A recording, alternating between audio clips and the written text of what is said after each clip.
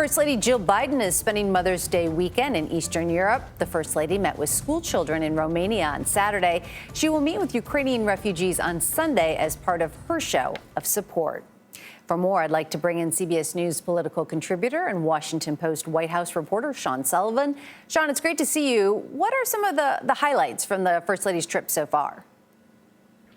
Well, Meg, the First Lady is in the midst of a 4-day trip right now to Romania and Slovakia. These are two countries that border Ukraine. These are two NATO allies of the United States. And what we saw yesterday was that the First Lady, Dr. Biden, visited an air base where she met with NATO and U.S. military personnel. She helped serve food. She helped deliver supplies. This was very much a morale building trip. Today, the First Lady is in Romania and Bucharest, the capital, where she visited a school and she talked to Ukrainian mothers and children. And so, you know, there's a big focus on this trip on the part of the First Lady on meeting with refugees who have been affected and displaced by Ukraine's war with Russia.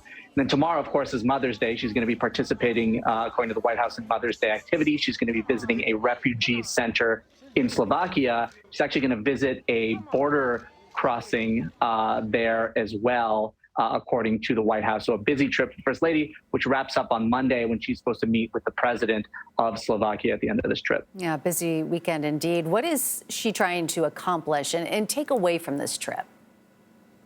Well, I think there's a couple of things here. One is that the Biden administration seems intent on continuing to show support for Ukraine in a public way and for its NATO allies in a public way. And so we've seen President Biden has gone to the region, has been in Eastern Europe. We've seen Secretary of State Tony Blinken travel to the region. Now we see the First Lady travel to the region. So I think part of this is the Biden administration, you know, sending high-profile individuals and trying to convey, hey, look, we're with you. We are taking this very seriously. We're watching this very closely. And I think there's also a personal side of this trip, too. Of course, it's no coincidence that this is Mother's Day weekend. Dr. Biden is a mother. She's a teacher. She's visiting schools. She's talking with mothers. And so I think, you know, the White House and this administration is trying to convey a certain degree of empathy as well and saying, like, look, here, you know, is how we're watching the situation. It's not just from a tactical perspective, but we're trying to address this crisis from a humanitarian perspective as well, and from a position of empathy.